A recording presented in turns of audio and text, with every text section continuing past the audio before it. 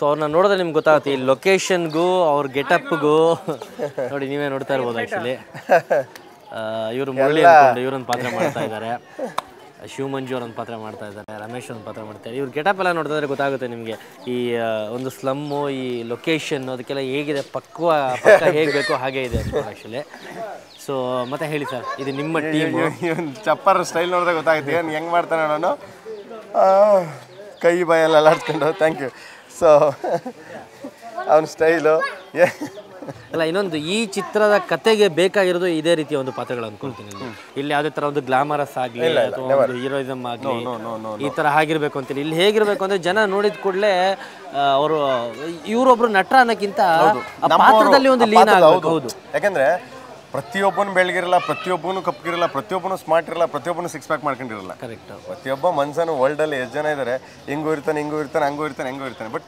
ಎಲ್ಲರೂ ಕಲಾವಿದರು. ಪ್ರಪಂಚ ಭೂಮಿ ಮೇಲೆ ಜೀವ ಪ್ರತಿಯೊಬ್ಬ ಮನುಷ್ಯನೂ ಒಬ್ಬ ಕಲಾವಿದಾನೆ. ಬಟ್ ಅದರಲ್ಲಿ ಪಾತ್ರಗಳು ನಾವೆಲ್ಲ ಒಂದು ಪಾತ್ರಗಳು ಸೊ ಅಲ್ಲಿ ಡಿಫ್ರೆಂಟ್ ಕ್ಯಾರೆಕ್ಟರ್ಗಳು. ಇವನೊಂದು ಡಿಫ್ರೆಂಟ್ ಕ್ಯಾರೆಕ್ಟರ್ ನೋಡಿ, ಅವನಿಗೆ ಕಾಲಿಲ್ಲ. ಸೊ ಅಂದರೆ ಇವನು ಕಾಲಿಲ್ಲ ಅಂದರೆ ಇವನಿಗೆ ಒಂದು ಸ್ವಲ್ಪ ಹೊಟ್ಟೆ ಇದೆ. ಎಲ್ಲ ಸಿನಿಮಾದಲ್ಲೂ ಸಿಕ್ಸ್ ಪ್ಯಾಕು ಅದು ಇದು ಮಾಡ್ತಾರೆ, ನಾನು ಫ್ಯಾಮಿಲಿ ಪ್ಯಾಕ್ ಮಾಡ್ಕೊಂಡೆ. ಡಿಫ್ರೆಂಟ್ ಆಗಿರಲಿ. ಇನ್ನು ಇವ್ರನ್ನ ಕೇಳಂಗಿಲ್ಲ ನಮ್ಮ ಮುರಳಿಯವರು. ಅವ್ರದ್ದೇ ಒಂದು ಸ್ಟೈಲು, ಡಿಫ್ರೆಂಟ್ ಸ್ಟೈಲು. ಬಟ್ ಏನಂದರೆ ಆ್ಯಕ್ಷನ್ ಅಂದ ತಕ್ಷಣ ದಾಣ ಏನು ನಿಂತ್ಕೊಂಡ್ಬಿಡ್ತಾರೆ ನನಗೆ.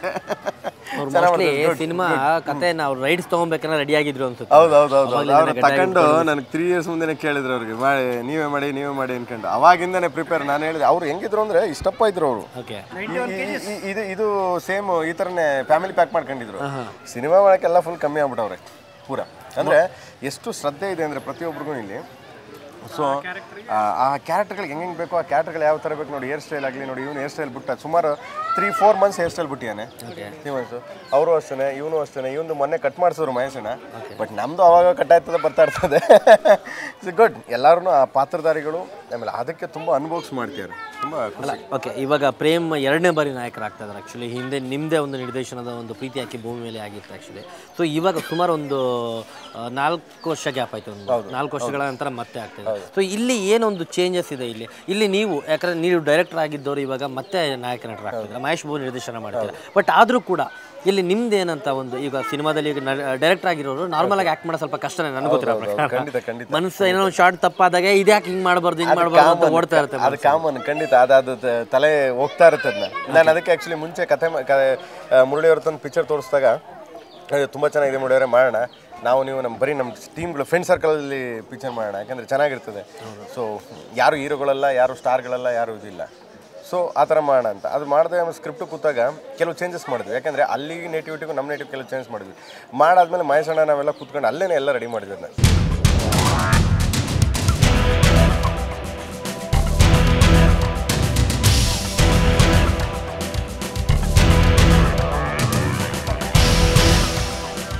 ಸೊ ಇಲ್ಲಿ ಕಥೆನೇ ನಾಯಕ ಅಂತ ಕಥೆಯಿಂದ ಒಂದು ಚಿತ್ರದ ಪಾತ್ರಗಳಿಗೆ ಒಂದು ಜೀವ ಬರುತ್ತೆ ಅಂತ.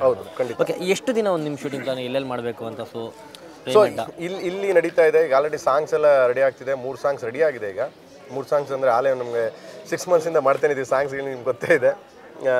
ನಮ್ಮ ರಂಗಣ್ಣ, ನೀವು ಮರ್ತುಬಿಟ್ಟಿದೆ, ಸಾರಿ ನಾನು ಹೇಳೋದು ಮರ್ತುಬಿಟ್ಟೆ. ನಮ್ಮ ರಂಗಣ್ಣ ಒಂದು ಸಾಂಗ್ ಬರ್ದಿದ್ದಾರೆ, ತುಷಾರ್ ರಂಗನಾಥ್ ಅವರು. ಅದು ನಿನ್ನೆ ಫೈನಲ್ ಆಗಿ ಹೋಯ್ತು. ನಿನ್ನೆ ಒಂಚೂರು ಏನು ಸ್ವಲ್ಪ ಬ್ಯಾಲೆನ್ಸ್ ಮಾಡಬೇಕಾಗಿತ್ತು. ಅದನ್ನ ಒಂದು ಚರಣ ಸ್ವಲ್ಪ ಇದಿತ್ತು, ಅದನ್ನು ಕರೆಕ್ಷನ್ ಮಾಡಿ ಸೊ ಅದನ್ನು ಕಳಿಸಿದ್ದೀನಿ. Very good. ಅದಂದರೆ ಅದು ಟಾಪ್ ಹಿಟ್ ಸಾಂಗ್ ಅದು ಈ ಇಯರ್. ಆ ಮಟ್ಟದ ಒಂದು ಸಾಂಗ್ ಅದು ತುಂಬ ಚೆನ್ನಾಗಿ ಮಾಡಿದ್ದಾರೆ.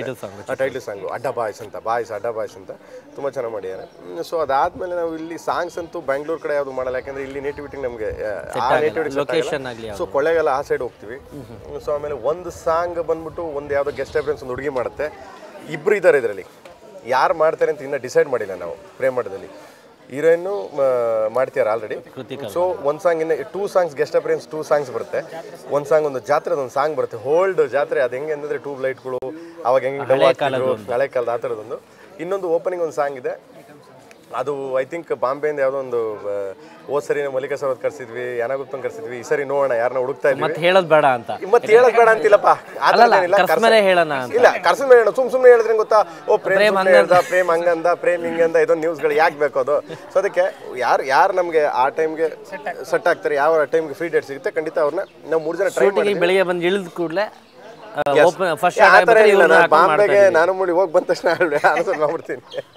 ಸೊ ಆ ಥರ ಎಲ್ಲಾನು ತುಂಬ ಇದಾಗಿ ನಡೀತಿದೆ. ಸೊ ಈಗ ಇಲ್ಲಿಂದ ಶೆಡ್ಯೂಲು 30 ತಾರೀಕುವರೆಗೂ ಬೆಂಗಳೂರು ನಡೀತೆ, 30 ಮೇಲೆ ಆ ಕಡೆ ಶಿಫ್ಟ್ ಮಾಡ್ತೀವಿ. ಸೊ ಆಲ್ಮೋಸ್ಟ್ ಪ್ರೇಮ್ ಅಡ್ಡ ಗಣೇಶನ ಹಬ್ಬ ಅನ್ಬೋದಾ? ಗಣೇಶನ ಹಬ್ಬ ಏಪ್ರಿಲ್ ಮೇ ಮಾರ್ಚ್ ಯುಗಾದಿಗೆ ಆಡಿಯೋ ರಿಲೀಸ್ ಆಗುತ್ತೆ. So 1 month gap picture release ಆಗುತ್ತೆ. ಸೊ ಸಿನಿಮಾ ಮತ್ತು ಇನ್ನು ಯಾವುದೇ ರೀತಿ ಒಂದು ಬದಲಾವಣೆ ಇಲ್ಲ. ಈಗ ಟೈಟಲ್ ವಿಷಯಕ್ಕೆ ಬಂದರೆ ಪ್ರೇಮ್ ಅಡ್ಡ, ಹೌದು, ಫೈನಲ್ ಆಗಿ ತೆರೆ ಮೇಲೆ ಕಾಣಿಸೋದು ಪ್ರೇಮ್ ಅಡ್ಡ ಸಿನಿಮಾ. ಸೊ ಮೇ ತಿಂಗಳಲ್ಲಿ ನೋಡ್ಬೋದು. ಎಸ್ ಫೈನ್, ಒಳ್ಳೇದಾಗಲಿ ಮಾಡಿ, ಆದಷ್ಟು ಬೇಗ ಸಿನಿಮಾ ಮುಗಿಸಿ ಪ್ರೇಮ್ ಅಡ್ಡ ಬರಲಿ. ಮತ್ತೆ ನಿರ್ದೇಶನಕ್ಕೆ ಹೋಗಿ ನಿಮ್ದು ಏನೇನು ಮಾಡ್ತಾ ಇದ್ದಾರೆ ನಿರ್ದೇಶನ, ಫಸ್ಟ್ ಇವಾಗ ರಿಲ್ಯಾಕ್ಸ್ ಆಗಿ ಆ್ಯಕ್ಟ್ ಮಾಡ್ತಾ ಇದ್ದಾರೆ, ಆರಾಮಾಗಿ ಆ್ಯಕ್ಟ್ ಮಾಡ್ತೀವಿ. ಹಳ್ಳಿ it's good, nice, fine sir, ಒಳ್ಳೇದಾಗಲಿ. ಥ್ಯಾಂಕ್ ಯು ವೆರಿ ಮಚ್ ಮುಳ್ಳರ್. ನಿಮಗೂ ನೀವು ಅಷ್ಟೇ, ನೆಕ್ಸ್ಟ್ ಆದರೂ ಫ್ಯಾಮಿಲಿ ಪ್ಯಾಕ್ ಕಡಿಮೆ ಮಾಡ್ಕೊಳ್ಳಿ. Fine, thank you very much. Fine, ನೋಡಿದ್ರಲ್ಲ. ಸೊ ಪ್ರೇಮ್ ಅಡ್ಡ ಒಂದು ಸಾಕಷ್ಟು ಒಂದು ರಿಯಾಲಿಟಿ. ಇಲ್ಲಿ ಇನ್ನೊಂದು ಚಿತ್ರದ ಬಗ್ಗೆ ಮಾತುಗಳಿಗಿಂತ ಜಾಸ್ತಿ ನಾವು ಸ್ಲಮ್ ಬಗ್ಗೆನೂ ಮಾತಾಡಿದ್ವಿ. ಯಾಕಂದರೆ ಇಲ್ಲೊಂದು ಇರೋ ಒಂದು ಪ್ಲೇಸು, ಆ ಲೊಕೇಶನ್ ಆ ರೀತಿ ಇತ್ತು. ಯಾಕಂದರೆ ಆ ಪ್ಲೇಸಲ್ಲಿ, ಸ್ಲಮ್ಮಲ್ಲಿ ಈ ಸಿನಿಮಾದವ್ರಿಗೆ ಸಾಕಷ್ಟು ಉಪಯೋಗ, ಸಾಕಷ್ಟು ಸಿನಿಮಾಗಳು ಮಾಡ್ಕೊಳ್ತಾರೆ. ಇವನು ಪ್ರೇಮ್ ಅವರು ಹೇಳ್ದಂಗೆ ಇಲ್ಲ, ಈ ಜಾಗದಲ್ಲೆಲ್ಲ ಜಾಸ್ತಿ ಅಮೌಂಟ್ ಖರ್ಚಾಗದೆ ಫ್ರೀಯಾಗಿ ಆಗುತ್ತೆ. ಬಟ್ ಇದರಿಂದ ಈ ಸ್ಲಮ್ ಅವ್ರಿಗೆ ಏನು ಉಪಯೋಗ ಆಗ್ತಾ ಇದೆ, ಸೊ ಅದ್ರ ಬಗ್ಗೆ ಇನ್ನೂ ಯಾರೂ ಒಂದು ಜಾಸ್ತಿ ತಲೆನೂ ಕೆಡಿಸ್ಕೊಂಡಿಲ್ಲ. ಇನ್ನು ಸರ್ಕಾರ ಆದರೂ ಕೂಡ ಅದ್ರ ಬಗ್ಗೆ ತಲೆ ಕೆಡಿಸ್ಕೊಂಡಿಲ್ಲ. ಸೊ ಈ ಚಿತ್ರದ ವಿಶೇಷದ ಜೊತೆಗೆ ಅಟ್ಲೀಸ್ಟ್ ಇದರಿಂದ ಸ್ಲಮ್ ಅವರಿಗೆ ಏನೋ ಒಂದು ಉಪಯೋಗ ಆಗಲಿ ಅನ್ನೋದೇ ನಮ್ಮ ಉದ್ದೇಶ. ಇದು ಈ ಹೊತ್ತಿನ ವಿಶೇಷ ಕಾರ್ಯಕ್ರಮ. ಕ್ಷಣ ಕ್ಷಣದ ಸುದ್ದಿಗಾಗಿ ನೋಡ್ತಾ ಇರಿ ಸುವರ್ಣ ನ್ಯೂಸ್ 24/7.